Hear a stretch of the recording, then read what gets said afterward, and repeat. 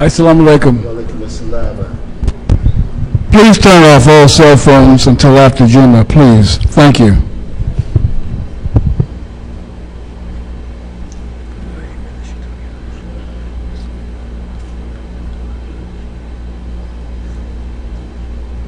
Allahu Akbar,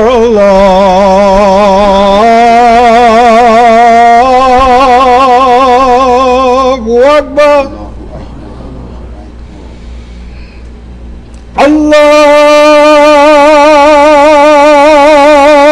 Allahu Akbar,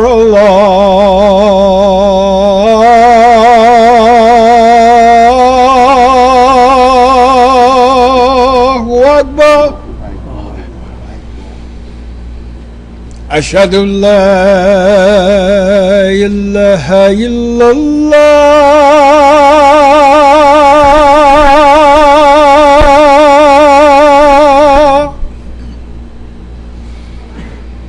Ashhadu an la ilaha illallah.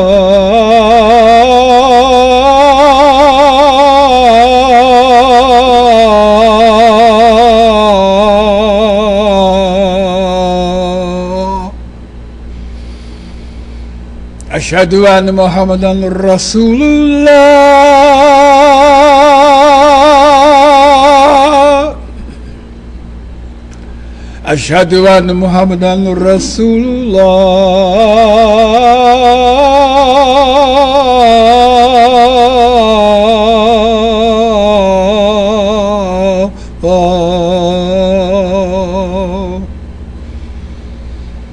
Hayya ala salat.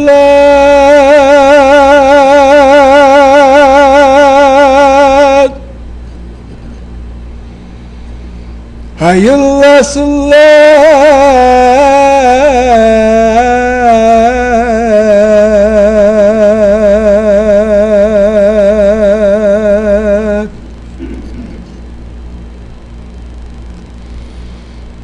Hayya ala falah.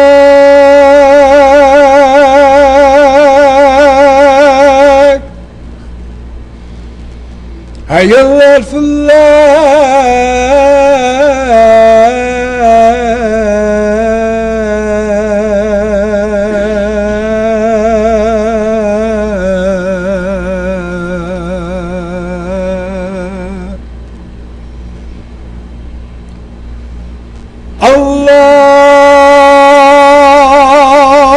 Allahu Akbar,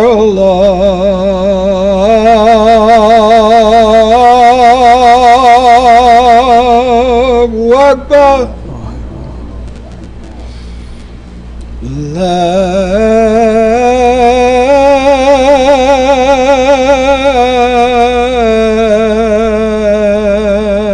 ilaha illallah.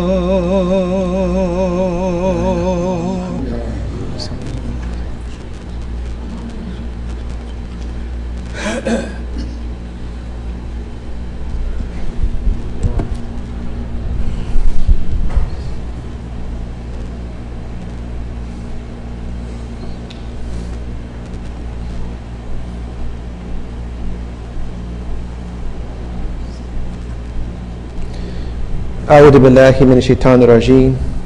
بسم الله الرحمن الرحيم. إن الحمد لله نستعينه ونستغفره يؤمن به وأجل. أشهد أن لا إله إلا الله وحده لا شريك له وأشهد أن محمدا عبده ورسوله صلى الله عليه وسلم وعلى أهله وعلى صحبه أجمعين. أما بعد أيها المسلمون. We always seek refuge with the Lord from the rejected enemy Shaitan, with the Lord's name, the merciful benefactor, the merciful redeemer. Surely we seek his help, his protection, his forgiveness. Mighty and sublime is he. I bear witness there is no God but Allah, and I bear witness that Muhammad sallallahu alayhi wasallam is his servant and messenger. May the prayers and peace be upon him, upon his companions, his family, and the righteous, all their believers. We greet you again. Assalamu alaikum wa rahmatullahi wa barakatuh. We pray and we thank Allah for allowing us to be present for another Yom or Jumah, a best day, hour, and time for us to reflect. And we also pray today that those who were in the path of Hurricane Florence are safe, their families are safe, and the recovery is swift from all of those who help. We keep all of them in our du'as. We also want to keep in our dua Imam Talib Sharif, who is traveling as a part of an official U.S. delegation to Uzbekistan, centered around the historic signing of an agreement with the president of Uzbekistan to advance religious freedom and other related reforms across the country. And there again, believers, we greet those watching us online and on our live stream. Our topic today, dear believers, is that you may get to know one another. That you may get to know one another. Allah tells us in Surah Hujurat, ayat 13, أعوذ بالله من الشيطان الرجيم بسم الله الرحمن الرحيم. He says, يا أيها الناس إنا خلقكم من ذكر وأنثى وجعلناكم شعوبا وقبائل لتعارفون إن أكرمكم عند الله أتقاكم إن الله عليم خبير. He says, O mankind, we have created you from a male and female and have made you nations and tribes that you may get to know one another. Lo, the noblest of you in the sight of Allah is the best in conduct. Allah is all-knower, aware. This is from Yusuf Ali's translation, and in the translation he puts in parentheses that you may get to know one another, not that you may despise one another. So that's not part of the translation, but that's part of his parentheses. So this is the premise of our talk today. This is important because we know the Hajj season has completed, and one of the main lessons of Hajj was getting to know. There is no Hajj without Arafah. And Arafah is pointing to getting to know something. So that's something important for us to ponder. What is this that Allah is asking us to get to know? So Allah opens this ayat with Ya ayyuhan nasu. Ya ayyuhan nasu. He's calling humanity. This is not a call to Muslim. This is not a call to believers. This is saying, oh people, oh humanity. And we overlook this point, dear believers, because we're reading the Quran as those who believe. But Allah is telling us in the Quran, He's talking to other people. How is that person who's not Muslim, how are they going to know about this ayat? This is implied that we have to tell this message to them. Because He's not talking to us, He's talking to humanity. So He's saying, oh humanity, inna, He gives us this particle of emphasis. Inna khalaqnakum. We have created you. We have perfectly created you. Min dhikr, from male, wa untha, from female.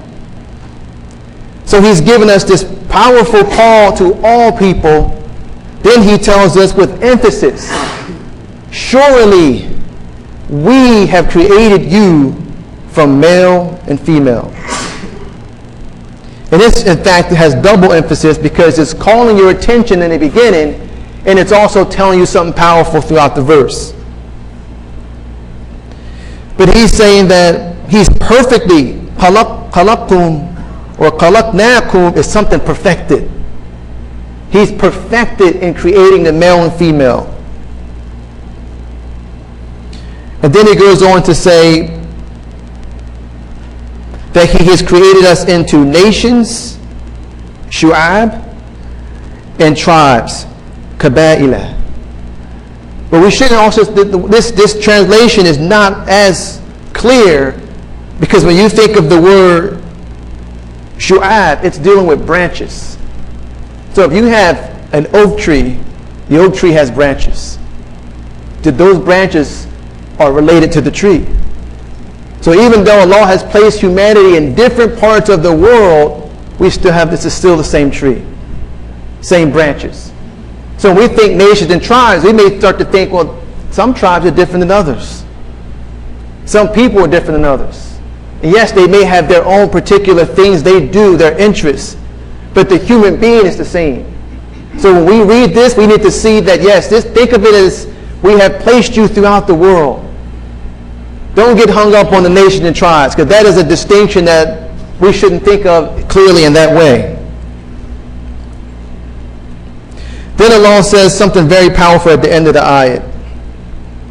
He says, لِتَعَرَّفُوا. So he tells us he's created us male, female, nations, tribes. لِتَعَرَّفُوا. The lamb here is the lamb of purpose. Why did you do this, Allah? Why are you giving me this command? He says, لِتَعَرَّفُوا. That you may get to know one another. And it's not something that it's a one-sided thing. Like, for example, I can YouTube and read about people in another part of the world. That's not li ta'arufu. Ta'arufu is dealing with an exchange. This is the very form of exchange where two things are happening at once. As you're getting to know me, I'm getting to know you. Happening at once. But sometimes we get confused when we look at this verse, because Allah begins it by telling us he made us male and female. But that's also li ta'arufun, to get to know one another. So the fact that you are in a male body and the person in the female body, that has caused much confusion in the world. Most of the issues you would see come from how we interact as human beings. How we manage the relationship side in our lives. The differences. Because you can't have a family without the male and female in that environment. So Allah is telling us in this ayah that He's given us these distinctions. And dhikr also means the thinker. He's created you with a thinking quality. He's also created you with a sensitive quality. With the purpose that you can see the big picture in it. Not that you have a conflict between male and female throughout the world, or throughout families, throughout relationships. How many marriages don't make it because of simple communication?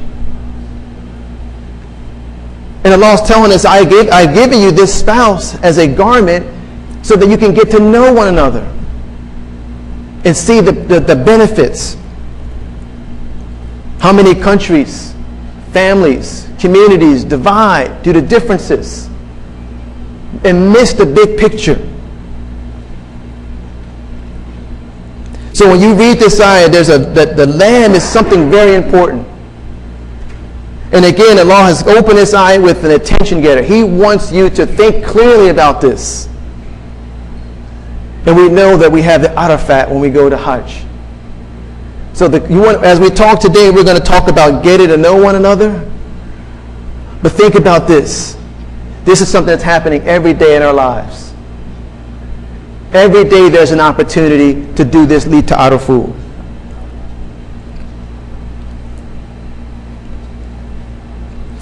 We see this ayat recited a lot to talk about diversity. Every time you go to a diversity discussion in Islam, people recite this ayat. But we have to do more than recite the ayat. We have to live the ayat. We have to bring the ayat to life. How do you get to know your brother and sister? How do you get to know those that you may not even see, that have the same commonality as you?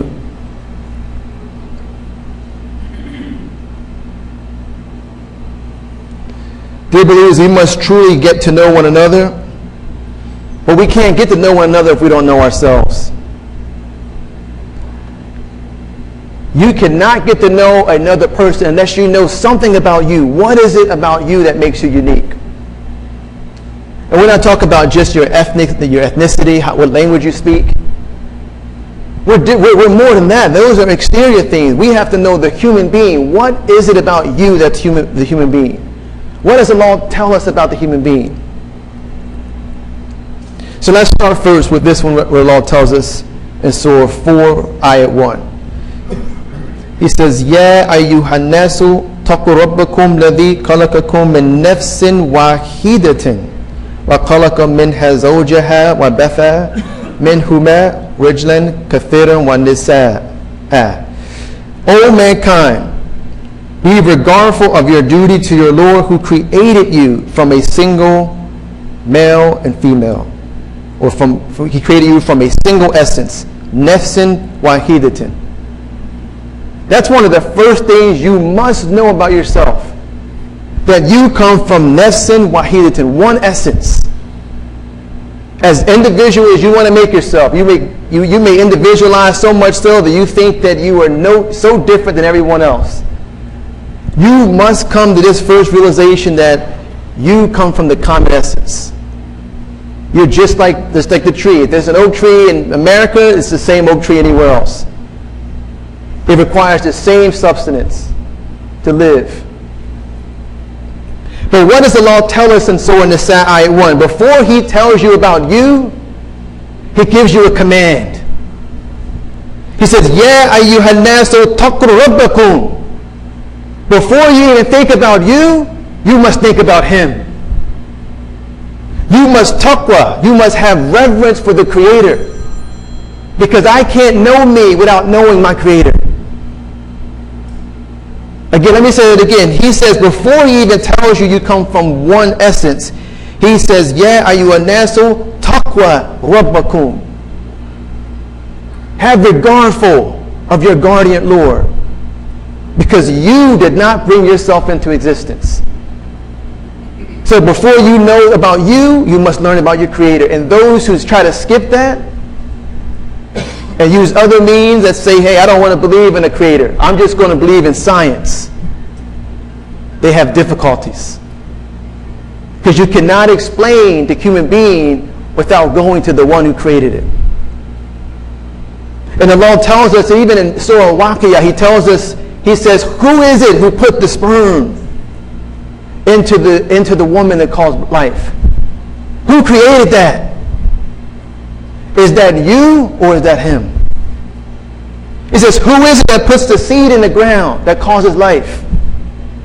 Is that you or is that Him? So as Muslims, we don't even need to get into these debates with those who disbelieve in the law. We point them to the Quran and say, no, the Quran and Allah subhanahu wa ta'ala is asking the human being the question, is it you who caused life to grow or is it Him? In fact, he goes a step further and says, even if a gnat were to come in your presence, you wouldn't even be able to get it. So Allah, He continues to teach us that we're very minute in the plan. But we must know, dear believers, that we come from one essence.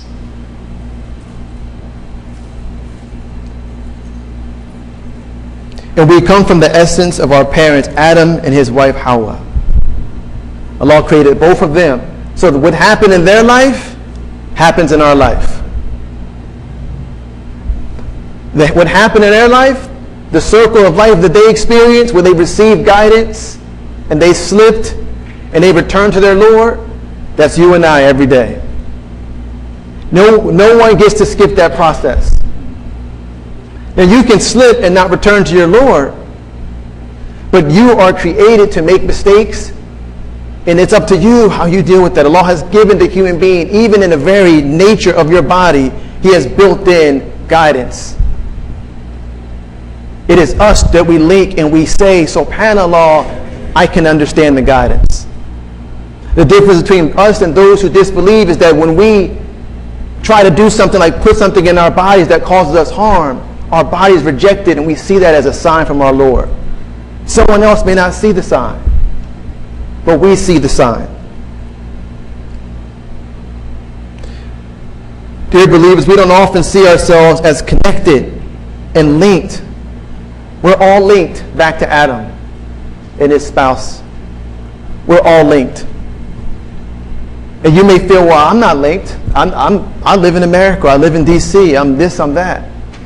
But listen to what Allah tells us in Surah Ma'idah. He gives a perfect story or example of this. He says, we have ordained for the children of Israel that if anyone slew a person, unless it be for murder or spreading mischief in the land, it would be as if he slew a whole people. And if anyone saved a life, it would be as if he saved the life of a whole people. Then although there came to them the messengers with clear signs, yet even after many of them continued to commit excesses in the land, So Allah is teaching us a principle in this ayat. He says, if you murder someone without a just cause, it is as if you kill all of humanity. So that tells us that whatever is happening in the world today, we can't say that's not us, that's them, not us. We must feel the weight of that, even if it's not in our direct family, even if it's across the world. And the same is the opposite. If you save a life, then you should also feel the power of saving that life too. But this ayah, dear believers, Allah gives us a principle of humanity. So he uses extremes, because an extreme would be to murder someone. Because once you have an extreme, you can fill out anything in between. So think of it like this. If you slander a person, and you slander their character, it's as if you may have slandered all people. The same principle applies. Because think of, and I can give you a great example, think of what happened to Isa alayhi salam. People misunderstood the things that he was doing in his life, and they claimed to him divinity that he'd never claimed himself. It has affected so many people to this day with confusion of their creator and the purpose of life. Just on the fact that those who knew his life knew he may not have been God or divine. But again, if you misinterpret that and share that with people, it causes mass confusion. So we have an obligation that when we see a wrong, as the Prophet, peace and blessing be upon him, said, you must speak out against it. If you can't speak out, first you got to change it with your hands. If you can't change it with your hands, you speak out, and then you hate it with your heart. But this is the process. This is how we're connected. This happens in everything that happens in our lives. When we see injustice, we see a lot of social injustice in the world. We have an obligation. The question is, did you stand for justice? Did you help the victim in any way? Did you lobby the weapons maker, to those who are using these means to hurt other people? Did you do anything in that way? Did you provide an Islamic perspective to the matter? Did you make dua at least? So dear believers, when we're saying that we come from one essence, we must know that we're connected, and we can't afford to think of ourselves as different. I'll give you another example. Imagine I have a farm, and in my farm I'm going to create fruit, but I'm going to ferment the fruit. So then the people in the farm are drinking the fruit. It's causing them intoxication. That can affect my family. Because if you're intoxicated, you drive around, you hurt someone. So we may not see how we're connected, but everybody's actions affect someone else. So this is what when Allah is telling us you come from one essence, He's telling us you have an obligation in just about every situation, even if it's at minimum to make dua.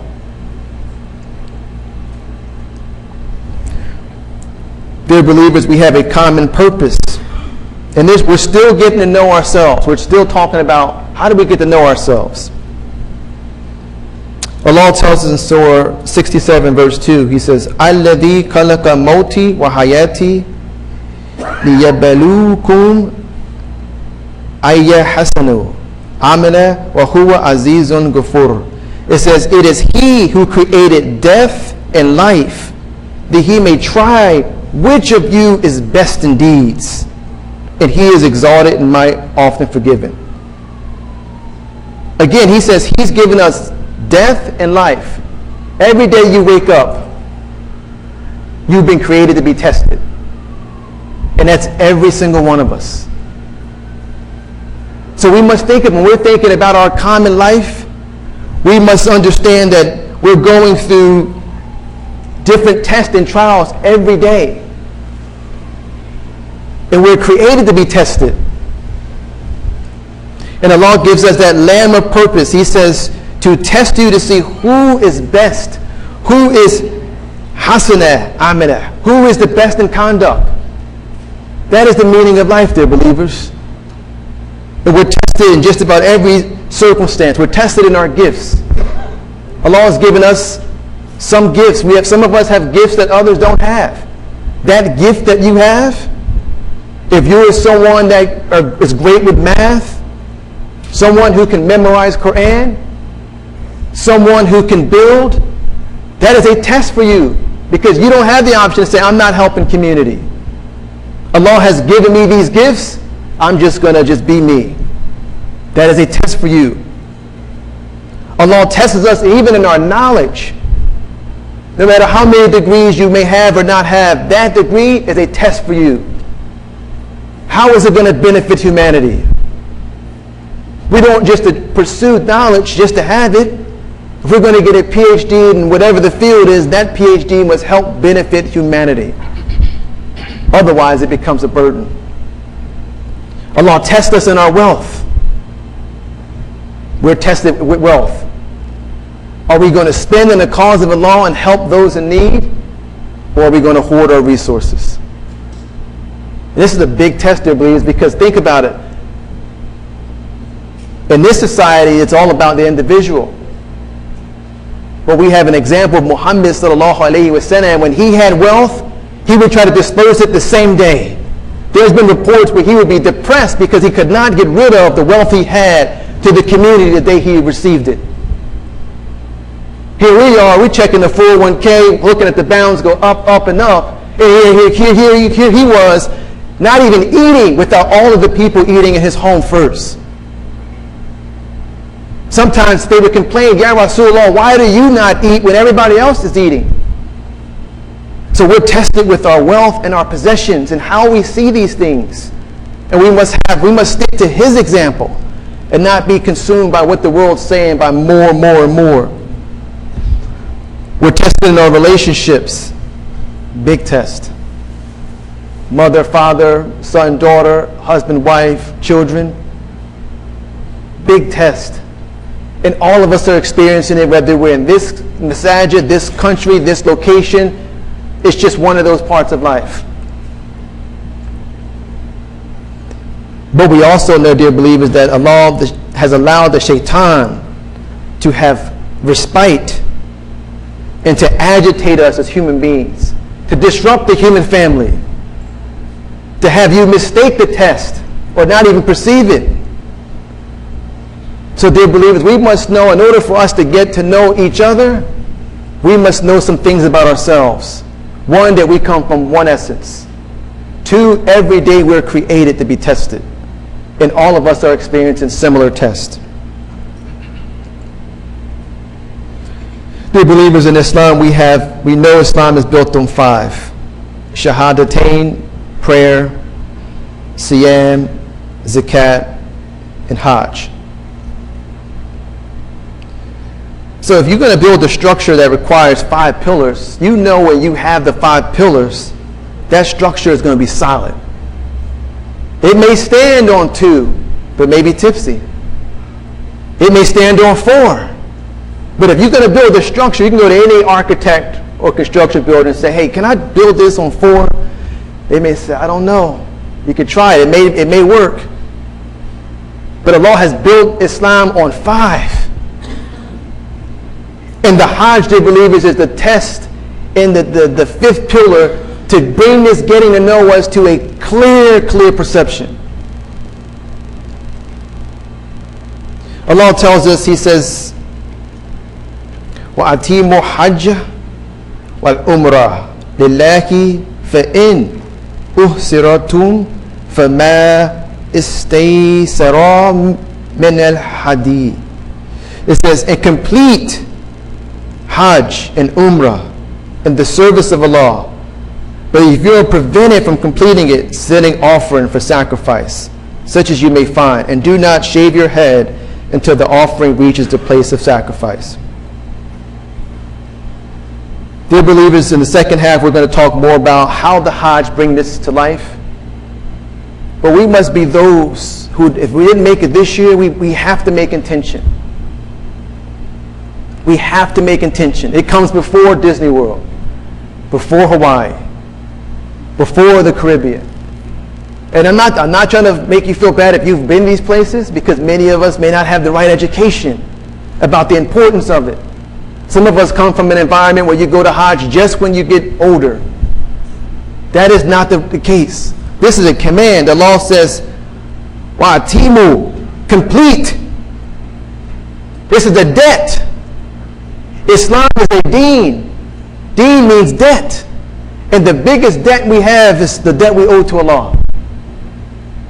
So you don't pay your bill, you don't pay the cell phone bill before you pay the mortgage or rent. None of us would do that. So if we know we got a big bill due in our lives, if we have the money to go visit the house, we got to make that trip, make the intention. The law knows if you're going to get there, but you got to make the niyyah. Before those other things, you have to plan for it. ربنا آتنا في الدنيا حسنة وفي الآخرة حسنة وقنا عذاب النار آمين.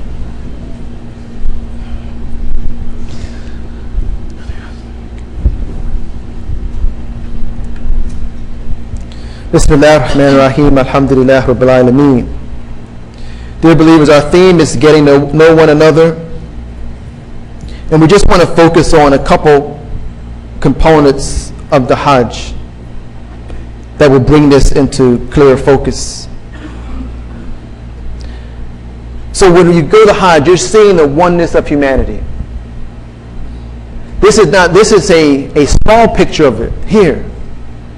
And Allah has blessed us to see the Quran and see things that others may not see. Think of the verse we started with. We created you from nations and tribes that you may get to know one another.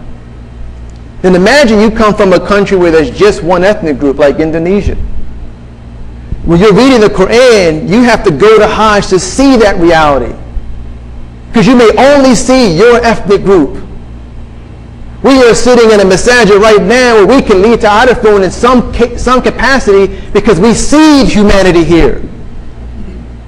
So it may mean something different to us than it may mean for someone living in Indonesia. And that is why the tafsir of Quran has to always be applied to your reality. So for us, it may not be just getting to know a brother or sister from Syria or Pakistan. It may be going a step further, having human compassion for that person, human empathy. Because we're in the melting pot. We're in probably the most diverse place in the world. So when we read this, we have to see, well, what is Allah showing me the fact in this environment? So when you make your tawafs, when you make your 7 circuits around the Kaaba, the men are in ikram. They all have the same clothing. There's no distinction between employer, employee, servant, king, president, whatever. There's no distinction. The sisters are able to wear their normal covering because they bring the diversity to the picture. But Allah is showing us something. If you go to the top of the haram and you look at the people down below making tawaf, Allah gives it a powerful sign. You cannot, when you're down low, you can feel the pushing, the shoving. You feel all of that.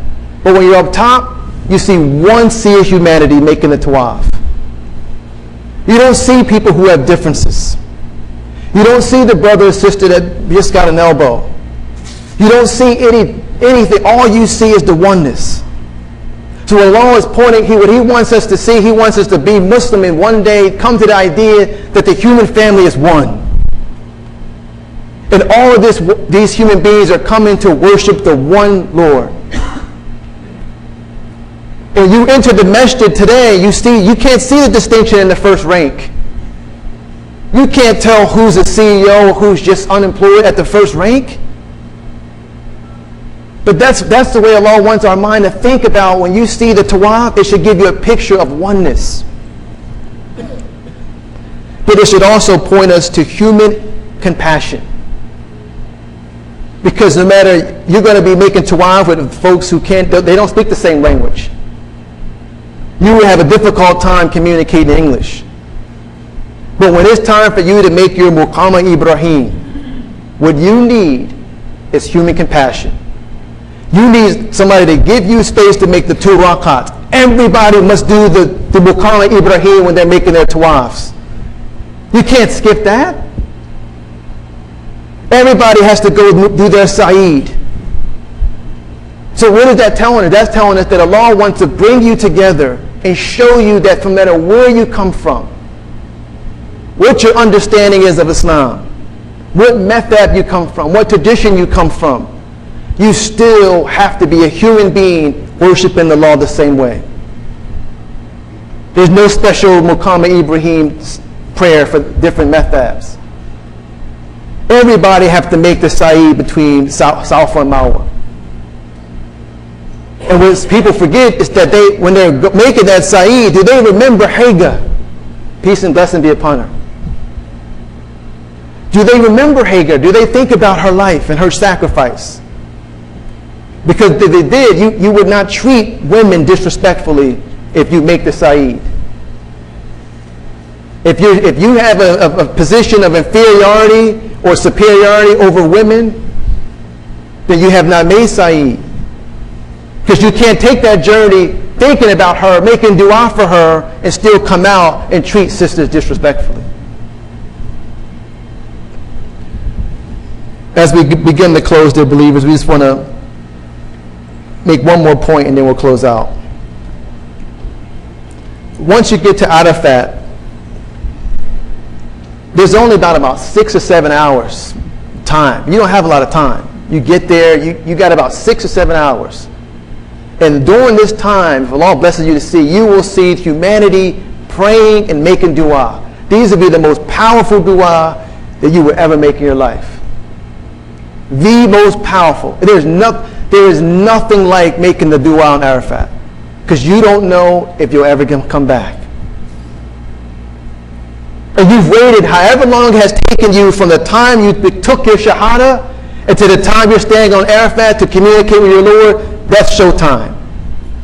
There's no time like it. And what is showing you that everybody is making the dua together. Everybody is calling on Allah together. You don't feel any, you're not worried about racism, sexism, differences, money, none of that. All you're saying is, oh Allah, please forgive me, forgive my family, and whatever other du'as you have. And that is the only time in the life of a human being where you ever will probably be in that situation. Where you don't even care if you make it the rest of the day. If that's your last day, alhamdulillah. Think about that. But that's pointing us to something. That we must try to prepare ourselves and get those lessons here. Because Jumah is the best day for us. And we don't know if we're going to be back next week. So Allah is teaching us, there you learn the biggest lesson. You see you step outside of your personal understanding, outside of your language, outside of your focus, outside of your madhab, or whatever traditions you come from. Now you're with humanity. And you're taking advantage of all of the rights. You're stoning the Jamarat together. You're not worried about any differences there. You're just trying to get your 7 and stone the shaitan. So dear believers, as we think about getting to know one another, we must have human empathy, human consideration. It's not good enough to say, well, I know a family who's Pakistani or African. Do you have human empathy? Do you really care for them like you care for yourself? When you come to the masjids around this environment, this country, do you care just as much about this community as you do the one down the street? Or do you only care about yours? And before you even think about those, you got to think about you. Allah connected us through Adam and his mate. In all of our life challenges, we're going through them together. And sometimes we're causing them for each other. And sometimes we're helping each other with them. So dear believers, think of us as one ummah. And I'll close on a note I got from Imam Talib this morning before he traveled. He sent it to a couple of us, but I think it's very appropriate as we close out. He said, Jumah Mubarak, a new year like a new day brings with it new possibilities, as well as gives you the opportunity to look back. Going forward with those possibilities is a blessing we are able to take advantage of. We look back to determine what works and what didn't. We look forward to build the best future. Our greatest asset is applying the guidance Allah blessed us with. Let us have that guidance to do its work. Have a blessed Jumah. ربنا آتنا في الدنيا حسنة وفي الآخرة حسنة قنا عذاب النار. O Allah, grant us the best in this life, the best in the next life, and save us from the punishment of the hellfire. Ameen. قيموا الصلاة. الله أكبر الله أكبر أشهد لا إله إلا الله أشهد أن محمد رسول الله حي على الصلاة حي على الفلاح قد قامت الصلاة قد قامت الصلاة الله أكبر الله أكبر لا إله إلا الله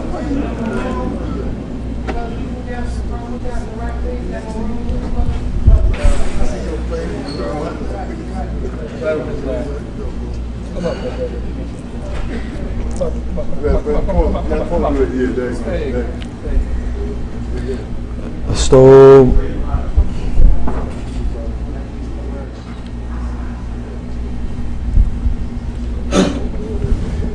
Allahu Akbar. Allahu Akbar. Alhamdulillah Rabbil Alameen. Ar-Rahman Ar-Rahim. Maliki Yawmiddin. إياك نعبد وإياك نستعين اهدنا الصراط المستقيم صراط الذين أنعمت عليهم غير المغضوب عليهم ولا الضالين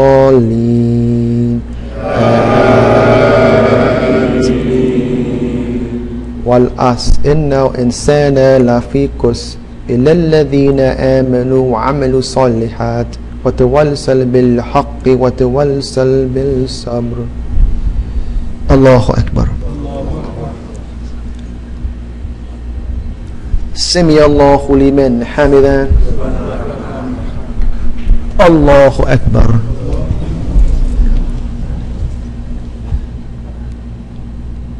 الله أكبر. الله أكبر.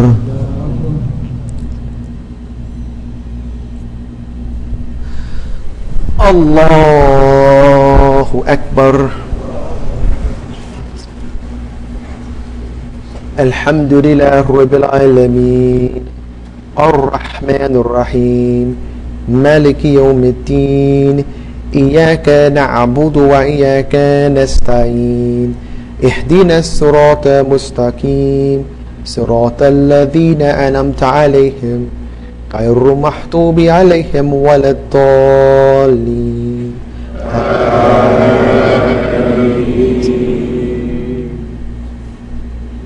قل أعوذ برب الفلق من شر ما خلق ومن شر غاسق إذا وقب ومن شر النفاثات في العقد ومن شر حاسد إذا حسد.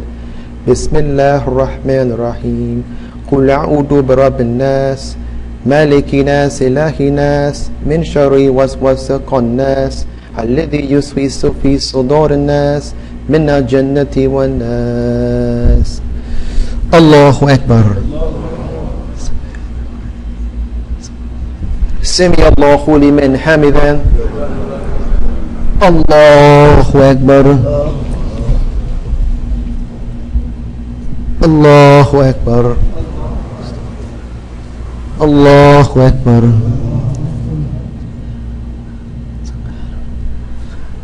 الله أكبر.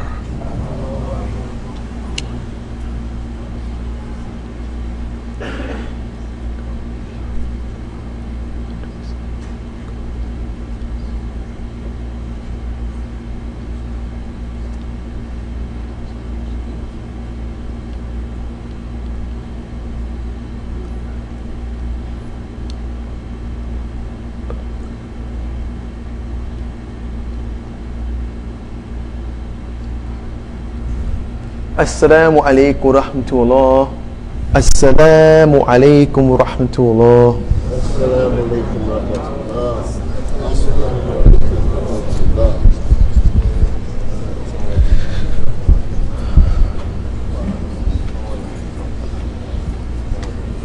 تكبير تكبير تكبير. الحمد لله.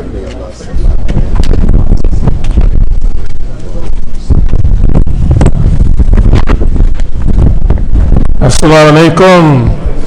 We thank Imam Naim Muhammad for that very sober and timely khutbah. Also, those who can stay, one of our Hajis, Muhammad Abdul Malik, we'll have him address us after the announcements. And before you leave, please leave something in the Sadaqah Zakat bucket for the expansion of the community and for your own benefits. Let's see. Tomorrow, the 15th, we have a health fair at Mount Sinai Baptist Church. That's from 10 to 2. The Arabic class, weekly Arabic class, and also computer training class. Also, if you have youth, please sign them up for the Youth Weekend School, which starts Sunday, the 16th. That's 9:45 a.m. to 1 p.m. And every Sunday from 10 to 10:30, the Study Al-Islam telephone conference call, where you can hear from our scholars and those who are well versed in the Quran and the life of Muhammad the Prophet and tafsir of Imam W.D. Muhammad. There's an estate planning luncheon this Sunday where they're going to talk about wills, also estate planning, and that's here at Masjid Muhammad from 1:30 to 2 p.m. Is that taking the place of the Ta'aleem? Yeah, that will take the place of the Ta'aleem this Sunday. Also, keep in our prayers all of those in North Carolina and South Carolina that's being hit by Hurricane Florence. Also, we know Imam Talib Sharif has many family members and relatives in Wilmington, North Carolina. So make sure we keep them in our du'as. And also reminding of us, I think the after effects of that hurricane is supposed to come to our area on Monday and Tuesday. So there may be some flooding, etc. So let's be mindful of that and do what we can to be safe and to help and assist others. The Interfaith Conference Unity Walk has been postponed until October the 14th. It was scheduled for Sunday the 16th, but it's been postponed.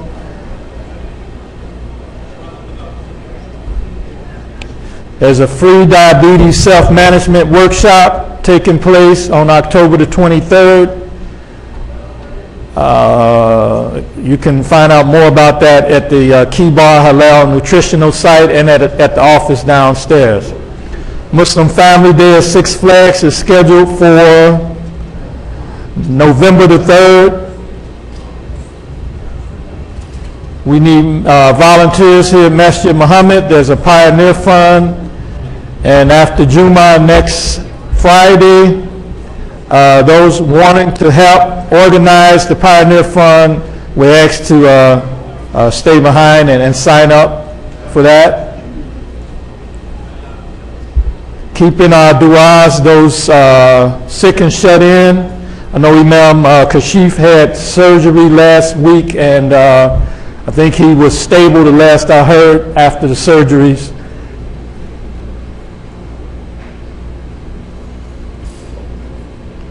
And there's also this Sunday the luncheon and estate planning. It's also it's free, no cost, and again it's a luncheon as well. So put on your calendar October the 26th at Zaytuna University in Berkeley, California.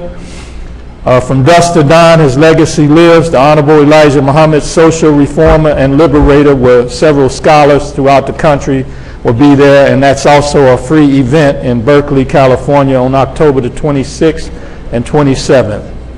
And last but not least, a fashion show, the annual fashion show, October the 14th. Sisters, it used to be called for Sisters Only, but it's going to be held in Virginia at the Sherwood Community Center on October the 14th from 2 to 5, and tickets are $15 early.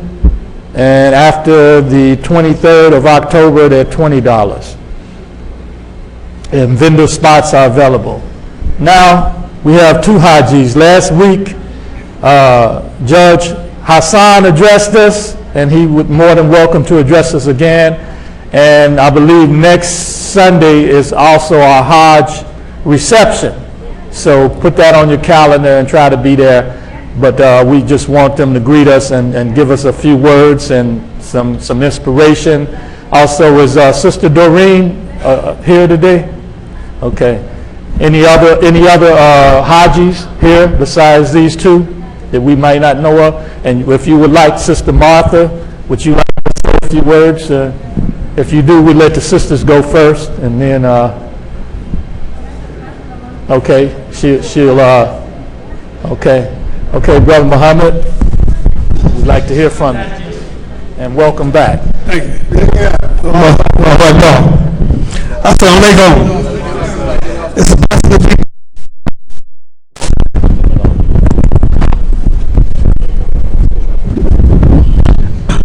Can you hear me? Yes, sir. Yeah, it's a blessing to be back. All praises to Allah. Whew. I thank Allah for blessing us to be back safe, have our health. The Imam Naim just gave us a beautiful, in the second part of the khutbah, explaining what the Hajj is, the rights of the Hajj. And he was encouraging everybody, if you have not made the Hajj, to make your intentions to make the Hajj. It's a strong fifth pillar that we're indebted, that we have to make. This is my second Hajj. And of course, we're going to speak more about it next week. So I'm not going to talk too much today, but I'm just happy to be back among my brothers and sisters. I love you from the bottom of my heart. And I thank Allah for this community here.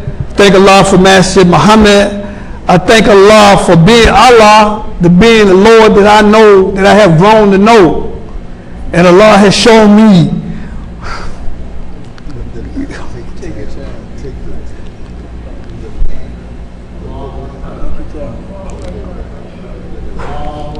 Allah has shown me, especially on this second Hajj,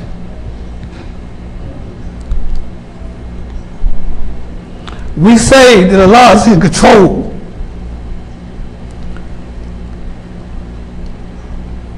But the deal is, how much of that do we really understand and believe and know that He's in control? I mean, in control of everything.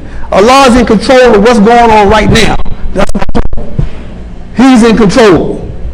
Please, my dear brothers and sisters, try to understand this. No matter what you do, what you try to go after, whatever you are trying to go after, remember